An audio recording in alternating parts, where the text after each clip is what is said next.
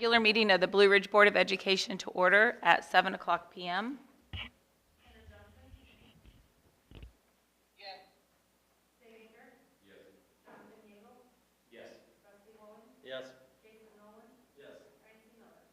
Yes. First thing we have are public comments and recognition of guests. Do we have any there? There's nothing there tonight, right? Okay, sorry.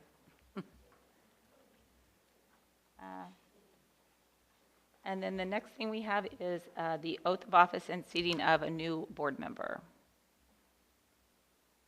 Sorry. I can't even get the stool open.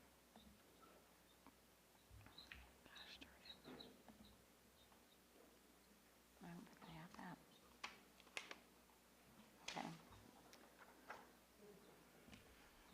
Okay. Okay, so Chelsea, can you hear us?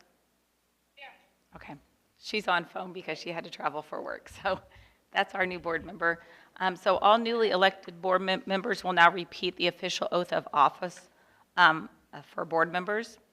Please repeat after me. I state your name. I, Chelsea Wesselman, Do solemnly swear that I will faithfully discharge the duties do solemnly swear that I will faithfully discharge the duties of the office of member of the Board of Education of Blue Ridge Community Unit School District Number 18, of the office of board member of the Board of Education of Blue Ridge Community Unit School District Number 18, in accordance with the Constitution of the United States, the Constitution of the State of Illinois, in accordance with the Constitution of the United States, the Constitution of the State of Illinois, and the laws of the State of Illinois to the best of my ability. and the laws of the State of Illinois to the best of my ability. I further swear that I further swear that I shall respect taxpayer interests by serving as a faithful protector of the school district's assets. I shall respect taxpayer interests by serving as a faithful protector of the school district's assets. I shall encourage and respect the free expression of opinion by my fellow board members. I shall encourage and respect the free expression of opinion by my fellow board members And others who seek a hearing before the board, and others who seek a hearing before the board while respecting the privacy of students and employees. while respecting the privacy of students and employees. I shall recognize that a board member I shall recognize that a board member has no legal authority as an individual, has no legal authority as an individual, and that decisions can be made only by a majority vote at a public board meeting. and that decisions can be made only by a majority vote at a public board hearing. I shall abide by majority decisions of the board I shall abide by majority decisions of the board while retaining the right to seek changes while retaining the right to seek changes in such decisions through ethical and constructive channels. in such decisions through ethical and constructive channels. As part of the Board of Education, As part of the Board of Education, I shall accept the responsibility for my role I shall accept the responsibility for my role in the equitable and quality education of every student in the school district. in the equitable and quality education of every student in the school district. I shall foster with the board I shall foster with the board extensive participation of the community, extensive participation of the community, formulate goals, formulate goals, define outcomes, define outcomes, and set the course for Blue Ridge. It's very and loud. set the course for Blue Ridge. I shall assist in establishing a structure I shall assist in establishing a structure and an environment designed to ensure in an environment designed to ensure all students have the opportunity to attain their maximum potential all students have the opportunity to attain their maximum potential through a sound organizational framework. through a sound organizational framework. I shall strive to ensure a continuous assessment of student achievement I shall strive to ensure a continuous assessment of student achievement and all conditions affecting the education of our children in compliance with state law. and all conditions affecting the education of our children in compliance with state law. I shall serve as education's key advocate I shall serve as education's key advocate on behalf of students on behalf of students in our community school and our community school to advance the vision for Blue Ridge. to advance the vision for Blue Ridge. And I shall strive to work together And I shall strive to work together with the district superintendent with the district superintendent to lead the school district towards fulfilling the vision the board has created. to lead the school district toward fulfilling the vision the school board has created, Fostering excellence for every student in the areas of academic skills, knowledge, citizenship, and personal development. fostering excellence for every student in the areas of academic skills, knowledge, citizenship, and personal development. Okay. Welcome, Chelsea. Thank you. Okay, in so much as there is no further business to come before this board, a motion for adjournment sine die is needed. I don't know, we have to do that. Okay, we'll take Sig and Jason. And that's at 7:06, Christy. Yes.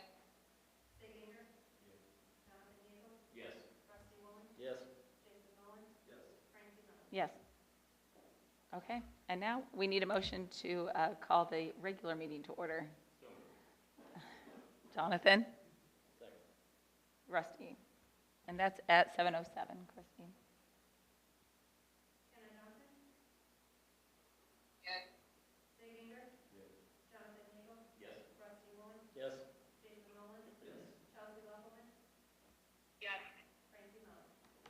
Yes. Okay, and now we're at presentations. The first is FFA officers.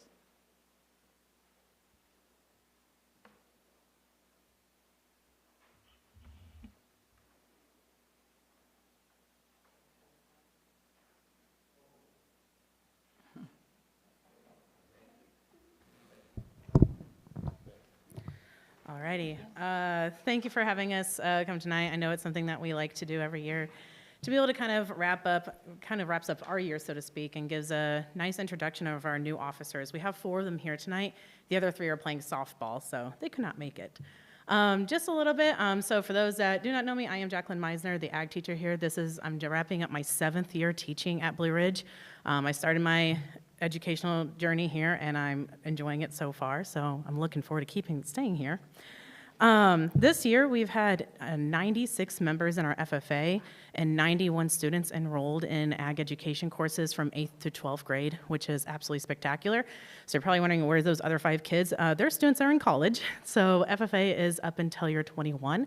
And so those students are choosing to keep with their FFA memberships, that way they can apply for American degree, because you cannot get that until you graduate high school. So that would be the discrepancy. This year, due to a gift or a motion or whatever you want to call it from the Illinois Department of Agriculture, every student that is enrolled in an agriculture class is now an FFA member. They do not have to pay dues, which is incredibly astounding, because our members, sometimes that might be a roadblock to them, or knowing that they can just go to something without having to pay dues has kind of opened a lot of doors. Of those 91 students, 46 of them have attended at least one outside FFA event this year, which is mind-blowing to say the least. This past year in October, we were recognized as a 3-star chapter for the, I think, 3rd year in a row, which means that we're in the rank in the top 3% nationally. We do not know what our ranking is this year. We have not gotten our National Chapter Award rankings from the state yet, but we're really positive and hoping that we'll be doing really well. This year we did have 3 students from DeLand Weldon that came to our classes, and one is actually elected onto our officer team, and you'll get to hear her speak tonight, which is really incredible. 17 of our 8th graders got their discovery degree, which means 17 8th graders came to one event outside of the school day, which is incredible. And then 18 of our members received their Green Hand degree, which is the largest amount we've had in several years. students set a goal this year to be top in foundation. Part of it was because they found out that if they do really well with foundation drive for Illinois FFA, they get free parking and they get premier parking at convention right outside the convention center. Whatever works, but this year we just found out that we are top 10. We are the 10th overall in the state and that, and so they do get their free parking and they do get a park outside the convention center, which they are very excited about in the June heat and wearing heels. I'm going to actually turn it over to my officers because that way they can introduce themselves and the members that are not here and kind of give you a little bit more as to what we have done over the course of the year. Thank you. Hello, my name is Rachel Light. I am a sophomore at Blue Ridge High School, and I'm currently the chapter vice president. As Meisner said, we currently have 4 officers here tonight, and 3 of them are not here. And those officers are Lillian Enger, the president, Carmen Ellis, the historian, and Presley Hardesty, the treasurer.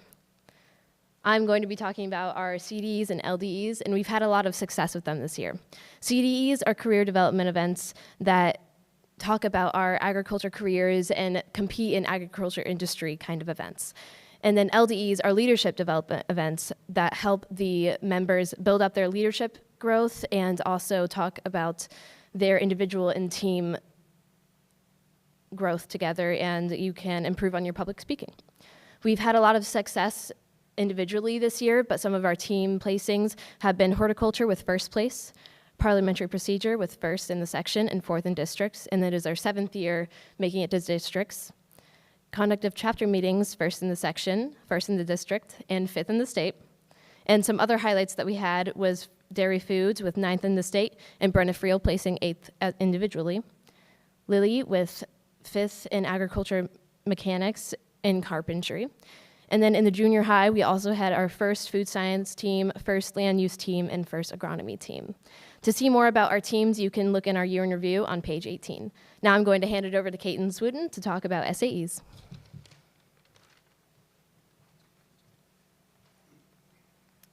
Hello, my name is Caden Swooten, and I'm currently a sophomore at DeLand Weldon High School. And this year, I am the 2023-2024 chapter reporter. I'll be talking about our SAEs, or Supervised Agriculture Experiences, which are our record books. This year, we had 12 students compete in 16 different areas. If you would like to look at the list of those people, you could turn to page 22. We had 7 members advance to districts and 5 advancing to state. At state, we had 2 place, Caleb Southern, who was the runner-up in equine size placement, Ava Franzen, who won state in Discovery Star Agribusiness, which she was our first ever Blue Ridge student to win Discovery Star at state. This summer, based on their SAEs, they will be receiving their state degree, which are Sydney Roush and Brenna Friel. And now I will pass it over to Ava. Hello, my name is Ava Paulin. I'm currently a freshman at the Blue Ridge High School, and I will be our sentinel for the 2023 and 2024 year. But I'm also one of our plot managers. So there's 4 of us currently, which is Caleb Southern, which he will be retiring to become one of our members for the Ag Advisory Council. We also have Gavin Friel and Drake Hardesty. So this year, we are doing a corn plot.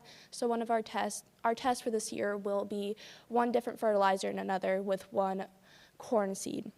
And with the plot, it helps pay a lot of contests that our members do, as my members said earlier. And it also pays for state convention and national conventions for our members. It pays a lot of a majority for them, so then they only have to pay a little bit. And it also pays a lot for our conferences that our members get to go to, such as Build Conference or Green Hand Conference. It helps a lot with those. This year we are planning on going with a nutrient for our sponsor, but we are also going with Pioneer Seed.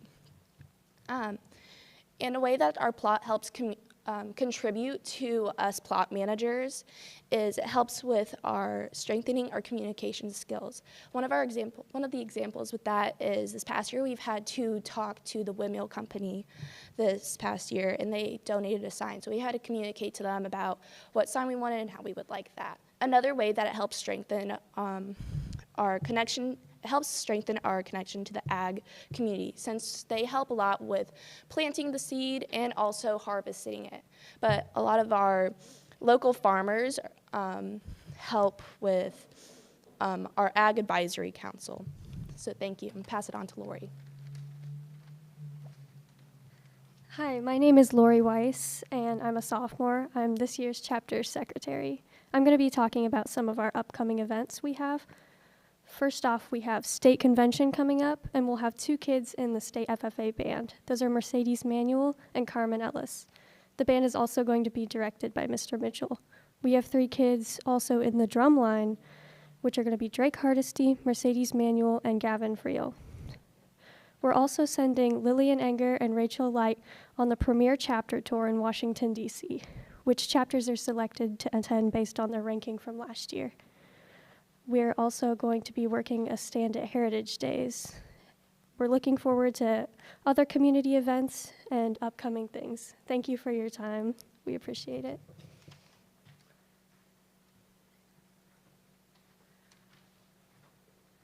So again, I just want to say thank you guys for allowing us to come out tonight and present to you. Thank you.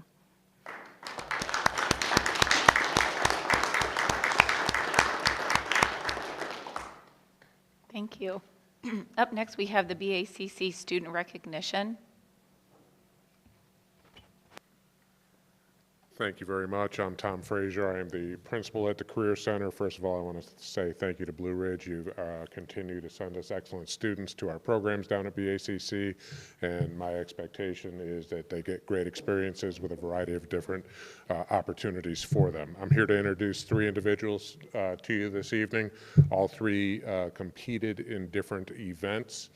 2 at Skills USA, 1 in the Illinois Drafting Educators competitions, and they've been in different programs of ours.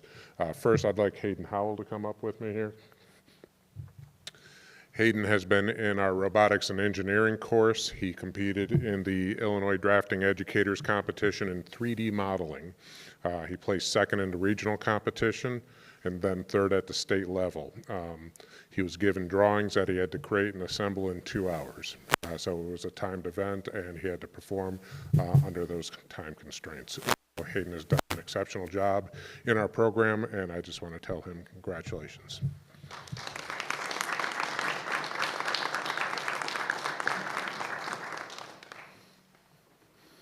Okay, next I want to introduce Trevor Cruz.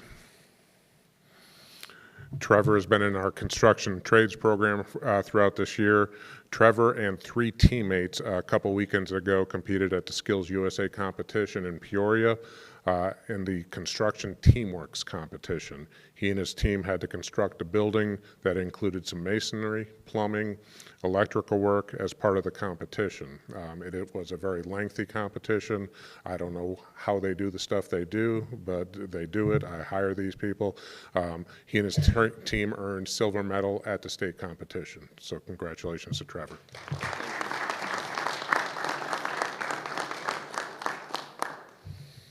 And third, I'd like to introduce Kayla Cole to you. Kayla has been in our culinary arts program this year. She competed also at the Skills USA state competition in Peoria in the baking and pastry area. She earned 2nd place for her skills in that competition. She currently works for Epiphany Farms using and practicing the skills that she has been developing at home and through our program and such. So congratulations, Kayla.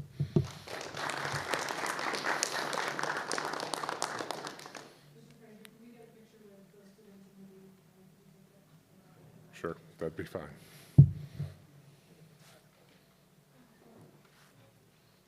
I'm not the only one in this one, guys.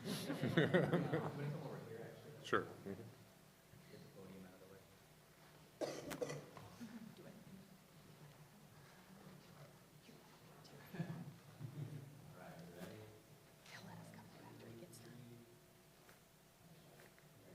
Don't move. Get back. Nice try, Trevor.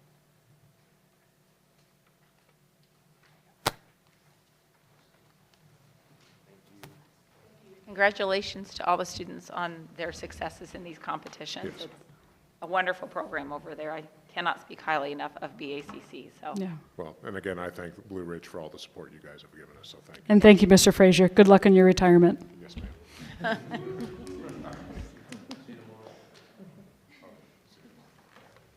Okay, up next we have communications. All right, so that would be me. Everyone's going to vote. Did I say something?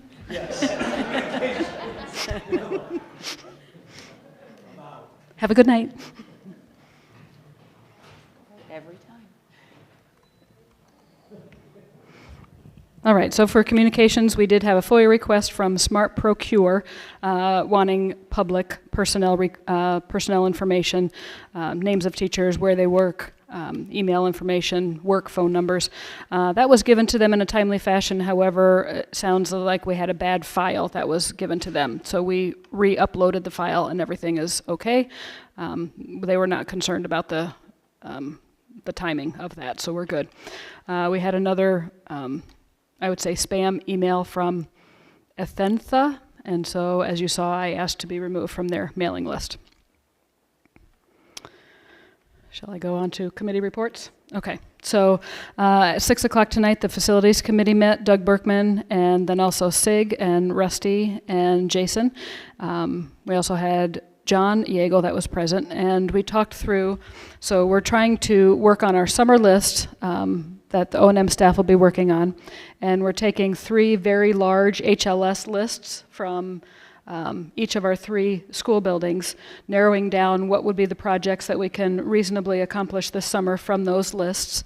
Also talking about what are some of the bigger projects that need to be done over the next 2 to 3 years that we need to start the bidding process for now, that we're talking to district architects and engineers about. So those were mentioned on the list, plus a few other things that we need to consider for purchasing, such as a man lift for the Mansfield building. We also talked about the lift that's not functioning at Snyder that we need to replace, perhaps with some IDEA or special ed funding, grant money for that. We did talk about, we did a little field trip right to the edge of the building and talked about the secure entry idea that we've talked about at our safety meetings before. Our architect did have a new idea. We've had, as I said, as we were closing that part of the meeting, we've had multiple renditions of what would be a secure entry for this building. And so I want to continue that conversation to make sure that we're choosing the best answer for that before we move forward. So those are some of the conversations that we had. Also talking about, we have a 30-hour position that's half custodial, half maintenance that we've had posted. Christy was able to make up today one of those post and pull and tear the little tab. And we're going to spread the word into different places that maybe haven't seen that posting yet in hopes of bringing somebody in for that position. Plus we have an evening custodian in Mansfield that's retiring, so we need to fill that position. So we're trying to get the proper people in those spots so we can relieve our current staff of being on mowers all the time. So that was the main idea of our 6 o'clock meeting. Anybody from that committee want to add anything to that? Anybody who is not on the committee want to ask any questions? No? Okay. And I can go next if you'd like me to. Yep. Okay, superintendent's report. End of the year is upon us. Before we know it, we're halfway through May almost. So lots of concerts, award recognitions, prom, 8th grade promotion, graduation, all things that have either just happened or are getting ready to happen that we're preparing for. One thing I do want you to know, we've talked a lot this year at the board meetings about our multi-tier systems of supports, or MTSS structure, that our building leadership teams have been working on. That work will continue through May and June. We're working with our coach Abby Lyons again. She's coming to each building. And we have staff already scheduled out to work a couple days in June to make sure that they're at the building level getting those structures as ready as they possibly can be for August, before they leave for the summer. So that's the basic idea behind my short report, since it's been a short time since we've had our last regular meeting. Next, a report by the principals, Mr. Payton.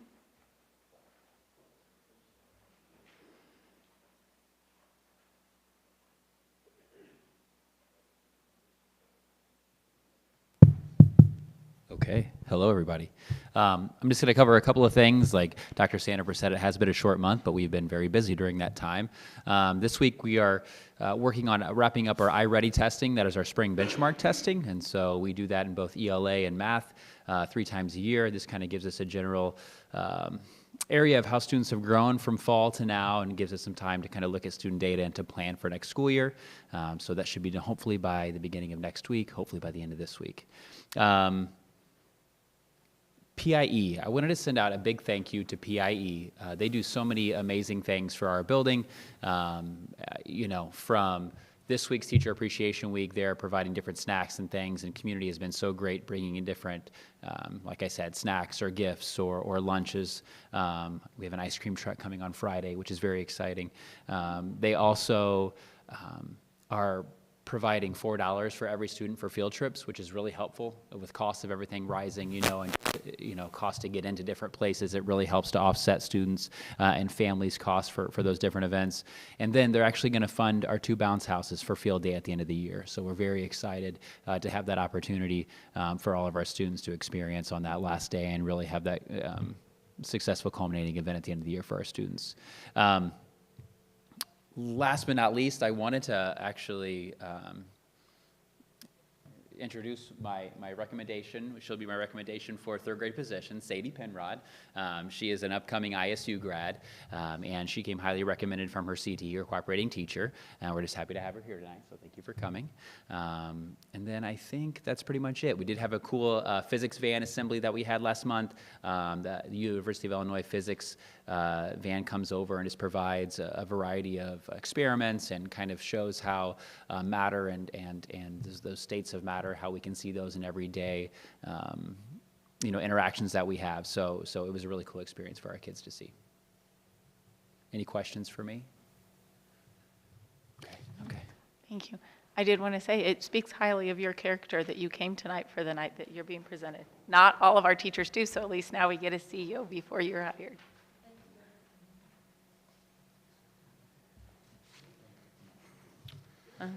I know, I'm like, that was nice that Sadie. you came. Good evening, everybody. I was just talking to Mr. Payton. I think this is my 12-month board anniversary. I feel like May was the month where I was officially hired. And, well, you know, if you feel like it. So thanks for a great first year at the intermediate junior high school, and with lots of great things to come. I just have a few things in our quick turnaround since the last board meeting, some exciting things. Our track season's coming to a close. After sectionals this past weekend, we had some 7th grade boys qualifying in events that will begin on this Friday, May 12th, and hopefully they'll carry on to the Saturday meet for the finals on the 13th.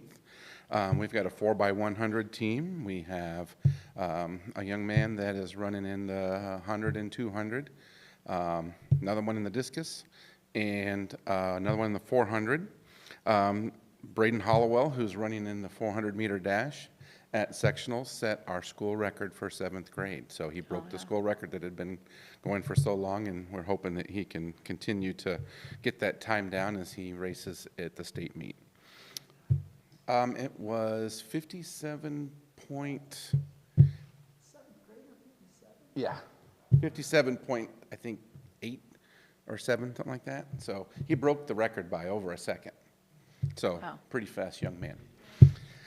This past weekend, Friday and Sunday, we had our junior high play. If you got a chance to see it, it was really amazing.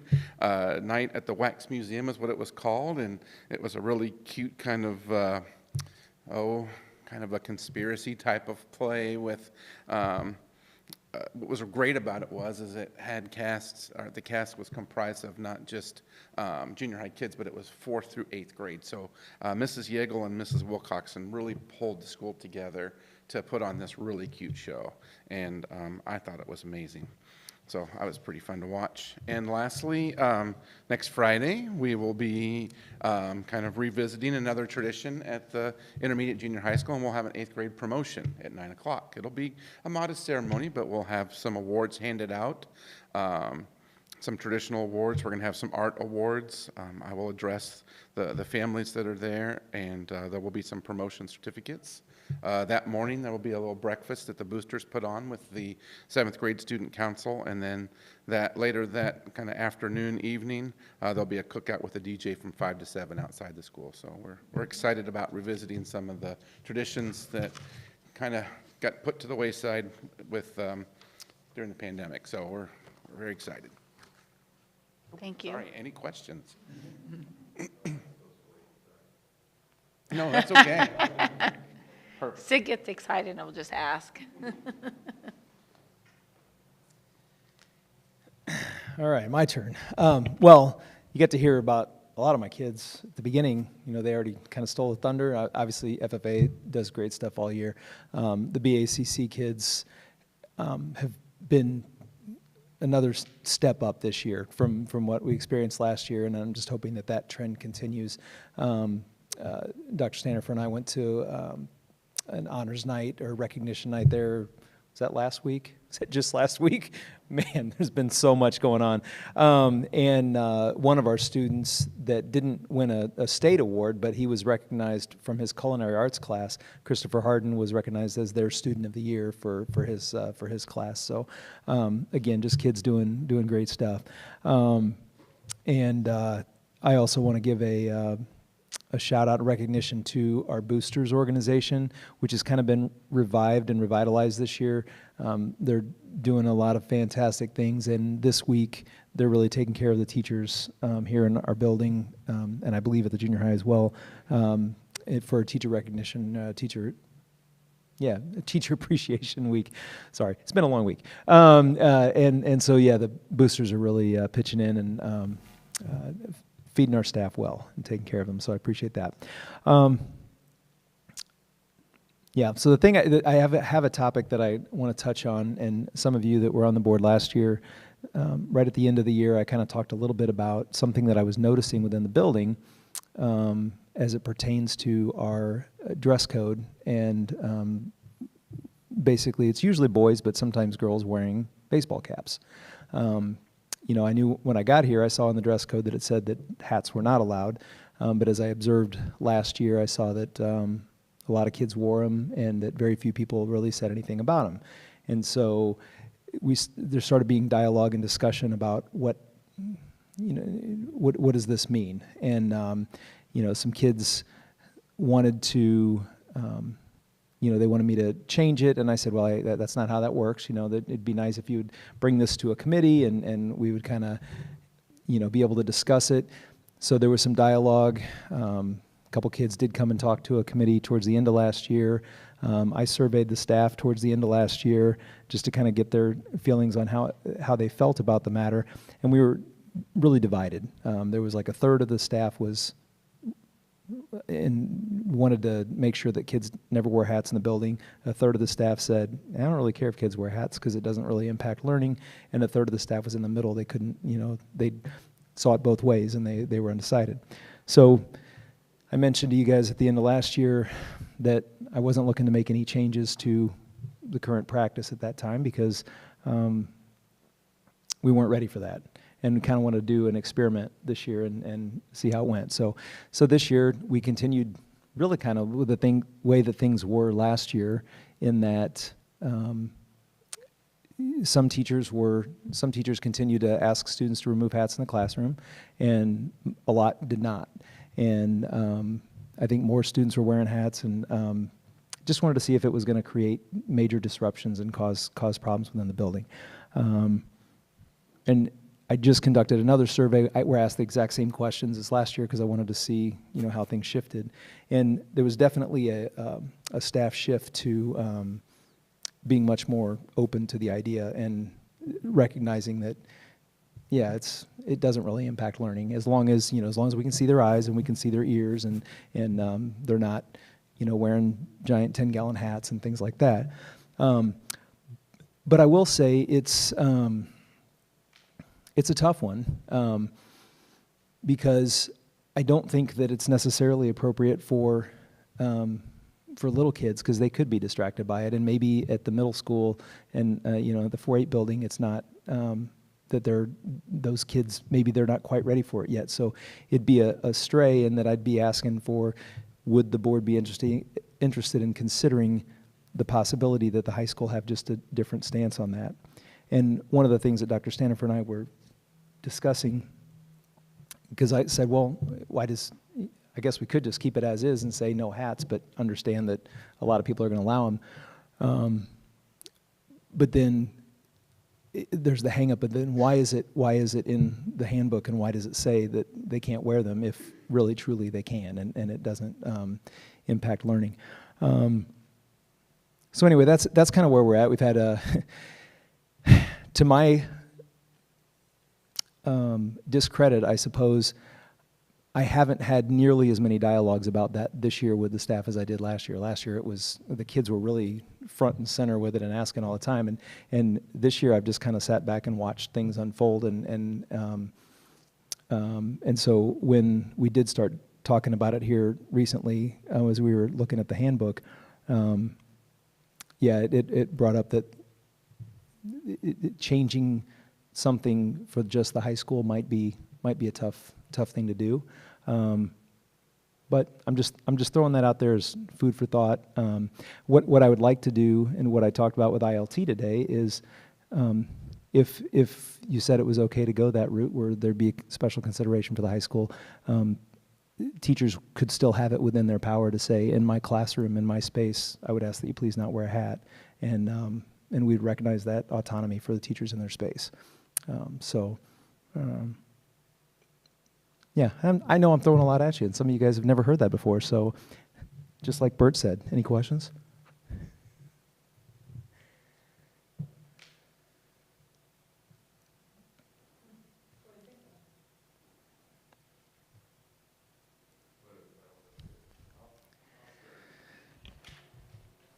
You get one? I got one. Yeah. My thought is removing your hat when you enter the building is a sign of respect, and it should be continued. I think we need to respect our teachers, and I think our students need to know that they need to respect the teachers. And I think it's an important two-way relationship. There's certain rules here at school. You know, we shouldn't speak profanity. I know that's not wearing a hat, but it's a simple sign of respect. If you can't take your hat off when you enter the building, I mean, come on, it's a hat, right? It's just a hat. So take it off when you get them in the building. That was my thought. I will agree with Sig that I was raised that way, that you take your hat off, but I will also say that I think that if a rule exists but we're not actively enforcing it, and then maybe we need to reevaluate, is that rule necessary? Because when you do have a rule on the books and kids know, I get away with this one, then where's the next rule that they look for am I going to get away with? So if we need to reevaluate that, I think that that's feasible. That way we don't have a rule on the books that is not being properly enforced. Well, and I'd say if the rule's on the book, it should be enforced.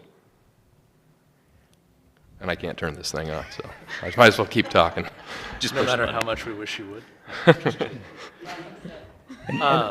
As far as the rules that we have should be enforced, we should either enforce them or change them. I agree with both Jonathan and Sig on that. I grew up the same way, but I don't have an opinion on whether or not it's important to wear a hat inside or not. But we need to stay with the rules that are in, and the teachers need to be enforcing that as well. Because if they're not willing to enforce a hat, then what else are they not willing to enforce? The consistency is easier for the kids to hold on to if we're all consistent in what we do. Yeah, and to that end, I think that, to me, one of the most critical pieces to teaching is building relationships and developing respect and rapport with students. And there's something about recognizing that our students are different than they used to be, and the world is different than it used to be. And there are kids, and I agree. When I was a kid, yeah, you took your hat off when you were in buildings.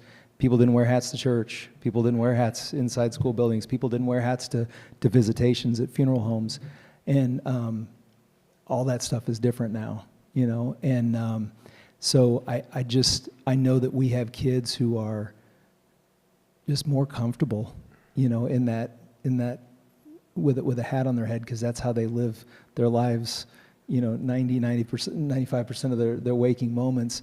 And if that makes them better able to connect with a teacher because they're better able to pay attention and makes them more comfortable in our building, I think that's really super important. And I agree, Jason, that yeah, there are things that need to be enforced, and if it's on the rule book, if it's in the book, it should be enforced. But I don't want to ask a teacher to damage a relationship with a kid by, you know, by pushing that when maybe there are other things that are more critical for that. That's just, these are my observations of this building the last couple of years and in other places I've been as well.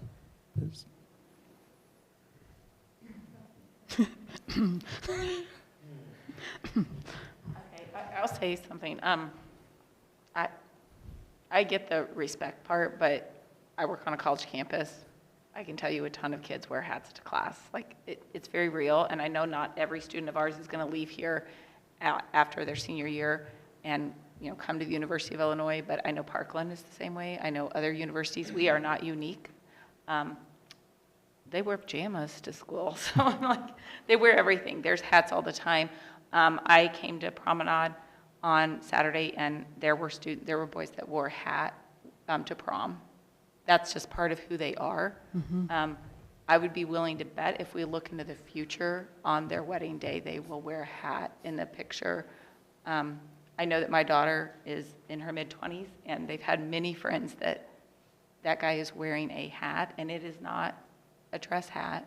To them, it's a dress hat. To me, it's just a ball cap. But that's their nice hat, and they wear it to their wedding. So it definitely is different. For me, as long as the hat's appropriate and worn correctly, then I feel like it's not as disrespectful. But at the same time, for some teachers that maybe have that belief, when you come in my classroom, I would prefer that. And if they're able to establish that up front, like, hey, when you come to, I'm just going to throw out math. Yeah. When you come to math class, I prefer that you take off your hat when you come in here. And, you know, as long as the students understand that, because that's how the real world really does function. Mm-hmm. Their hat may be accepted at 90% of the places, but there may be somewhere that you need to remove your hat. And so that's also helping teach them the balance of the real world. So I don't know. I would agree if you guys want to go that path, your staff, I'd love to see a change in the dress code to reflect that, you know, at the high school, here's how they're going to handle it, even though it means different. I know we try to have consistency among the buildings, but I know, and the dress code had a major overhaul in what I would call recent years. It was probably 5 years ago. Yeah. But I know previous to that, there were certain things that were allowed, let's say at Schneider, because they were young, and not allowed at the high school. So there have been differences before.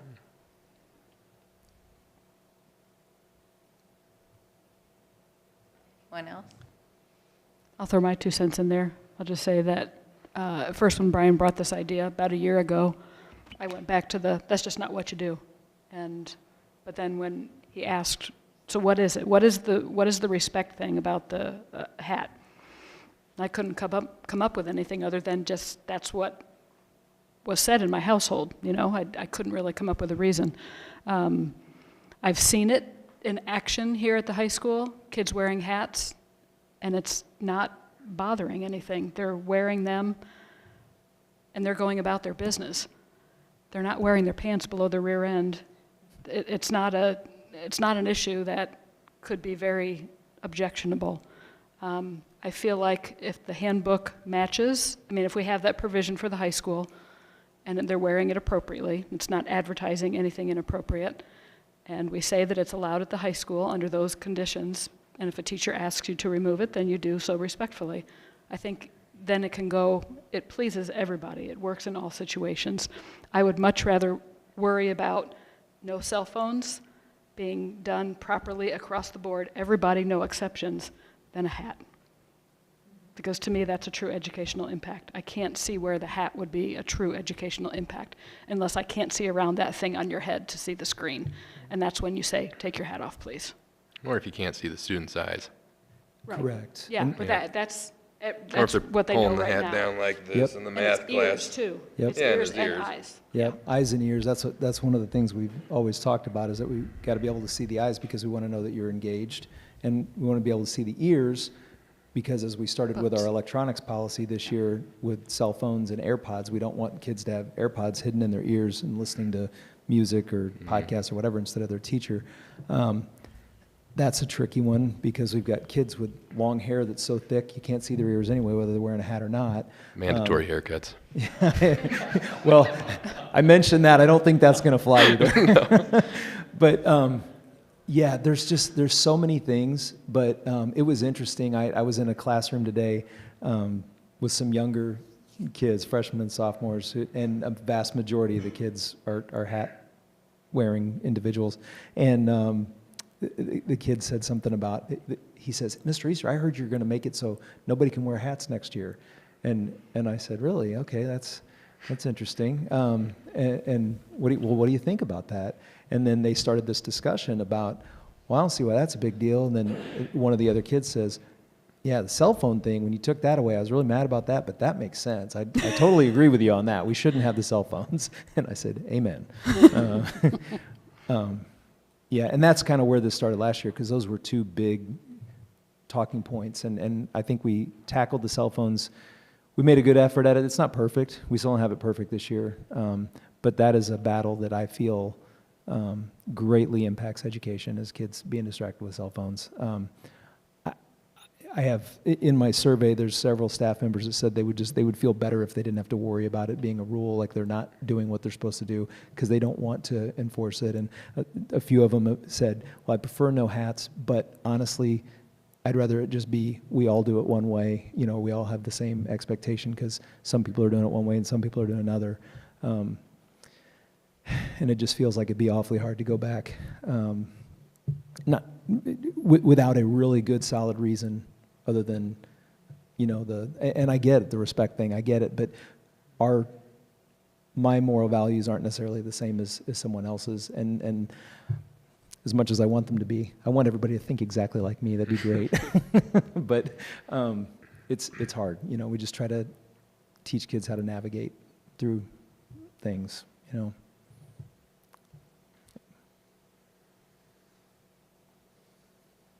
Okay. I wish Chelsea was here so she could ask me some really tough questions. Say to me, I know. did you let Brian know that I will be back? Oh, So yeah. I can ask all those questions. I appreciate her. Okay, we also have the reports from curriculum, technology, operations and maintenance, and transportation in your board packet. Oh, and food services, sorry about that. Now, the approval of consent items. I need a motion and a second to approve the consent agenda items listed on attachment A as presented. Motion. Rusty? Second. Jonathan? Yes. Yes. Yes. We lost her.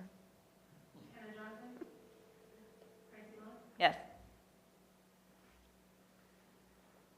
Okay, old business, we have the Press 111 second reading. Are we ready for that one, or? Yeah, so for Press 111, committee now is Kenna and Jonathan, and Jonathan, I think we just had one thing we could talk about on the library policy, but I think Jonathan is good to go with those. Kenna, you're now back online. Kenna, are you good with Press 111? Okay, so if we're ready, I think we can go ahead and approve Press 111. Does anybody else have any questions about that issue? Nothing substantive there. Okay, go ahead. Okay, so then we need a motion and a second to approve the policies in Press 111 for Blue Ridge CUSD number 18 as presented. Jonathan? Second. Rusty? Yes. Yes.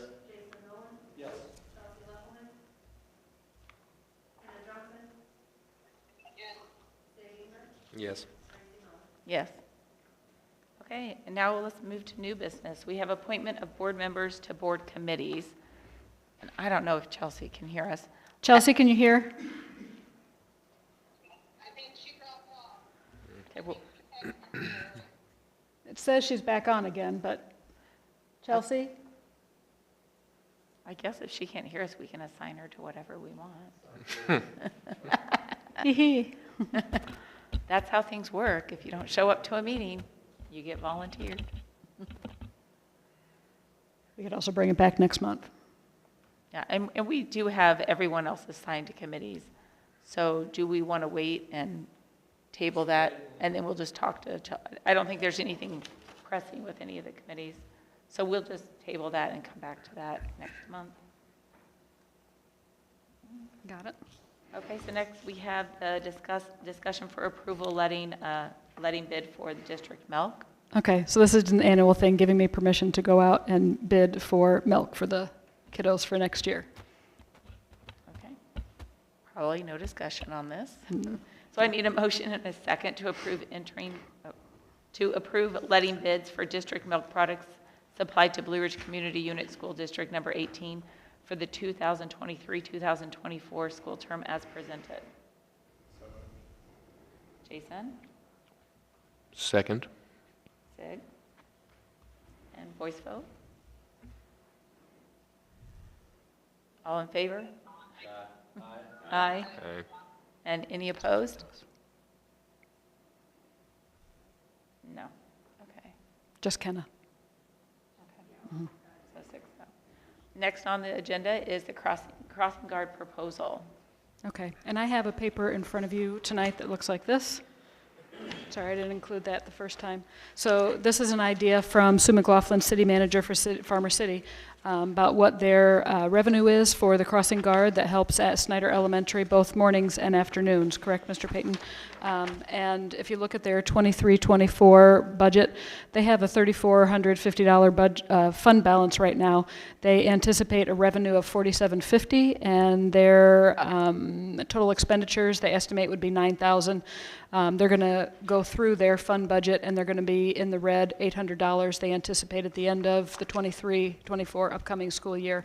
The increase in minimum wage has been difficult for them, and they don't have a way to increase their revenue stream. So they came to us at the safety meeting. We talked about that's a very critical position, we feel. That's a very busy place right there, and it's just very helpful to have that regular crossing guard service. So I don't know if there's any history that former board members could speak to in terms of that cost share, if that's ever been brought up before. My proposal would be that for this upcoming school year, we offer to do 30% of that $9,000 cost, and then we would enter into a contract with them to increase it to 40% and then 50%, knowing that that's going to only probably increase from $9,000. And I think staying maybe at the 50% mark by the third year and continuing after that would be a responsible thing for the school district to do for the city, since they're helping us out as well. Any thoughts on that? Is it just joint responsibility between the city and the school to make sure we get our kids to school safe? I'm just kind of wondering, why did the city always pay for it, or just because they're great? It's the city's street. Yeah. And they're responsible for safety for crossing, but, or they're supposed to be. Yeah. And I'm at just this wondering point, I where the could responsibility lies. Yeah, I could easily see it being something that when you don't have money, it could be cut from their budget. And so their question to us was, how important is that to you? And we say, it's highly important to us. So I think we do a cost share for the SRO. I think it's fair to do a cost share for this. It's a small price to pay, I think, for the safety of our kids and our families.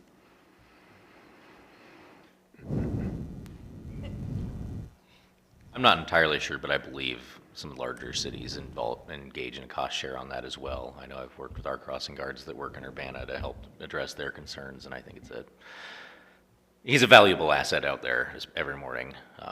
The safety of our kids come first. We redesigned that street and it flows a lot better, but occasionally you do see somebody coming down there a little bit too fast. Mm-hmm. It's a valuable resource to have, so I would be in favor of that. Mm-hmm. Is there a way to look at this where we look at it year by year as opposed to 3 years all at once? Absolutely.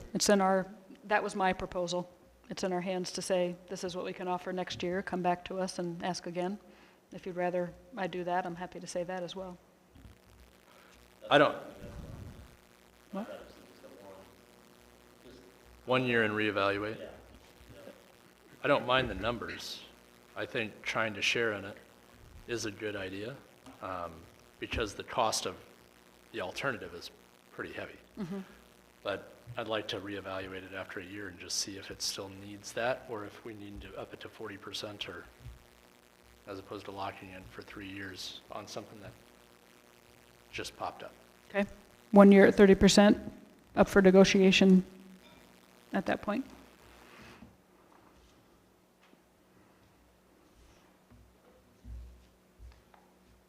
Okay, any other discussion?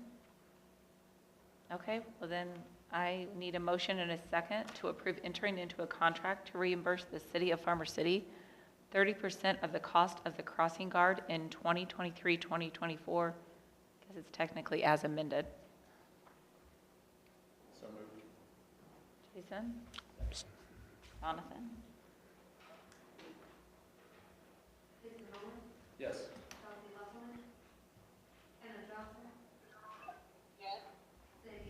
Yes. Yes. Yes. Okay, up next is the bridge teacher positions. Okay, so we approve positions before they can be posted. Bridge teachers, we have a program for students who might need a little extra support coming from 8th grade to 9th grade. We do still have summer school offered for 8th grade students, so we've kind of shortened our bridge program. That would be a one-day program. Mr. Easter is requesting 4 teachers and 2 counselors come to support that day. It's actually going to be a half-day program for the summertime, so if you approve that program, that would be great, but then they will continue to work with those students throughout the school year at regular intervals with different teaching components for what would be appropriate to help get those students adjusted to their freshman year. Are there any questions about the bridge program, especially by the new board members? Do you? Okay. Okay, so then I need a motion and a second to approve 4 teaching and 2 counselor positions for the Yes. half-day summer bridge program as presented. Rusty? Second. Jason?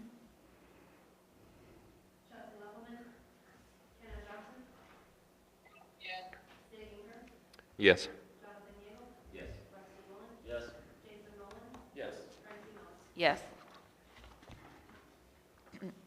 Next, we have the consideration of administrative title at BRIJHS. Okay, a few months ago, it was approved by the board to post for an administrative, actually for an assistant principal position. That would be a new position at BRIJHS for the beginning of the 23-24 school year. We had chosen the title of assistant principal versus dean of students. We wanted to make sure that our new hire would be able to do evaluations. You've read Mr. Huddleston's memo. We had a good number of people who applied for that position, 10, narrowed themselves down to 9. 9 people who did not have any experience behind them, but they were either all the way done with their certification or almost done. They narrowed down, I believe they interviewed 6. They narrowed down 6 or 5.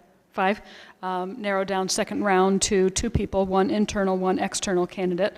The internal candidate rose to the top. And so that is the candidate who is actually not complete with the certification. That candidate will not be done until January of '24. That candidate, however, is eligible to begin evaluating at the beginning of the school year, which is nice, as long as they pass what we call our administrative academy, which is initial teacher evaluation course. It's intense, but it's possible to pass it on the first time around. So that brings us to a dilemma. We can't move forward and hire that person with the title of assistant principal at this time. We could, if you would allow us to rename that position and call that a student dean, then we could move forward with what the team led by Mr. Huddleston has recommended. So this right now is asking for your permission to post for a new name and title of student dean, until at which time that person would be eligible to be called assistant principal, which would be by the time the state gets their fingers done with everything, it could be like February of '24, I would think.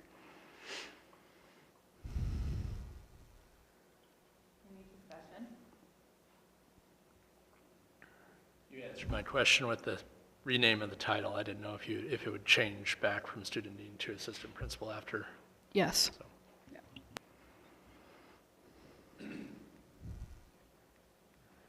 What's that do for salary? Changing from this title to that title, in my mind, it shouldn't do anything because it's still going to be the same job. Okay. We're still doing the same work. It's just a change in paperwork. So in my mind, it would not be right to offer, I'll pay you this for these months and then change it to that. They're able to do all of the discipline work, but they can't sign the letter. So. Not to be weird, but is there a contingency if it's not completed? Administrators are on a one-year contract. Okay. At that point in time, is it necessary to change the name and come back and like have to change it halfway through the school year, or do we just continue through with that one-year contract as that name? I would think it would be kind of a celebration and the right thing to do to change it at that time. I'm a little bit late, I'm kind of familiar, but the goal is to assist with evaluations and student discipline, correct?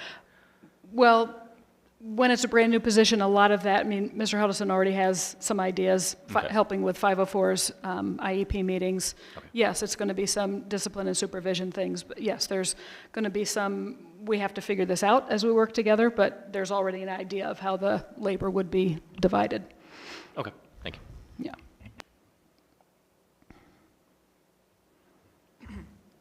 Okay, if there are no further questions or comments, I need a motion and a second to modify the 2023-2024 administrative position for BRIJHS from assistant principal to student dean as presented. Motion. Rusty? Second. And Jason?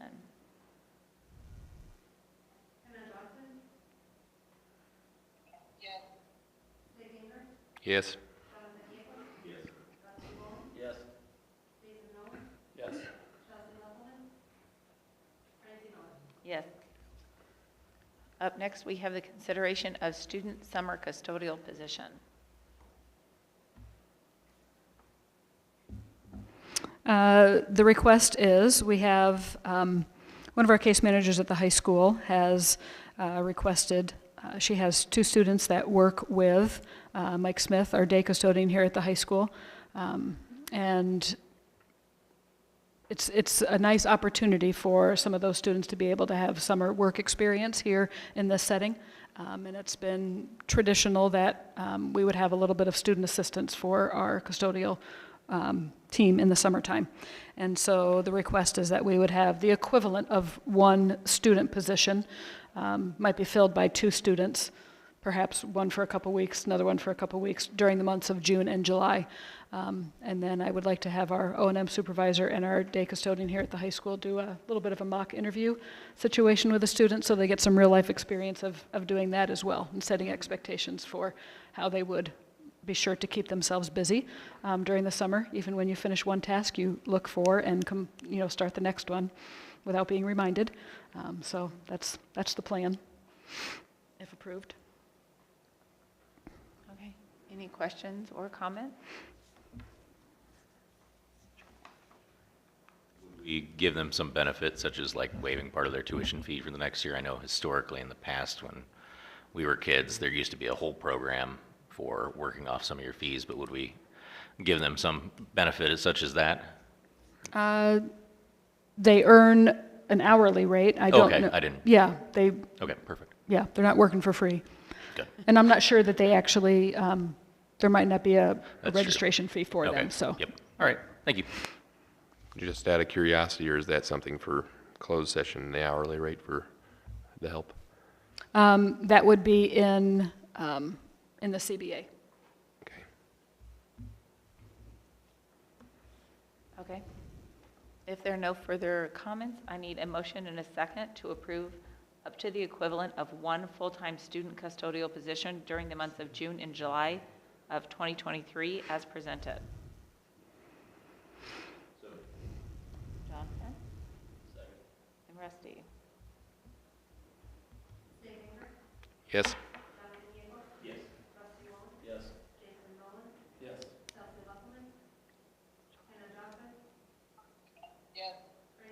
Yes.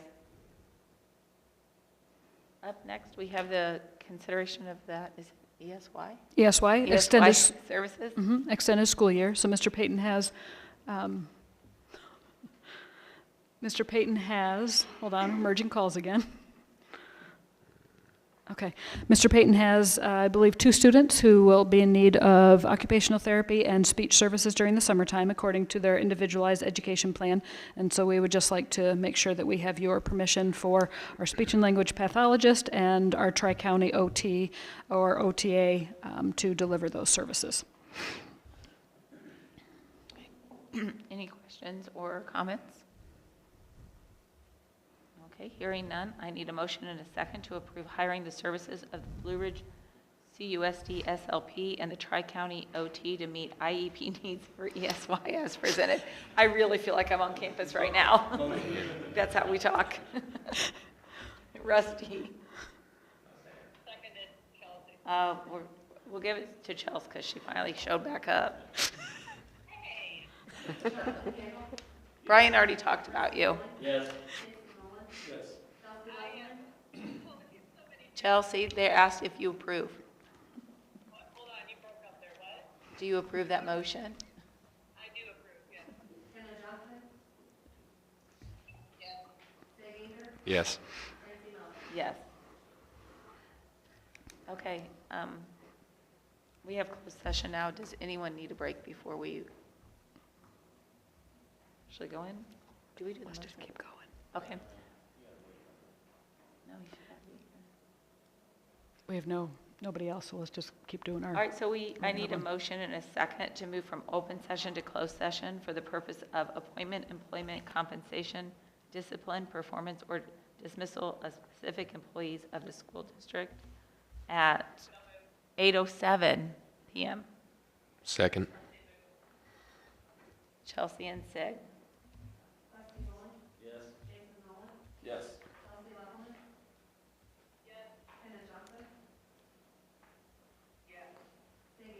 Yes. Yes. Okay.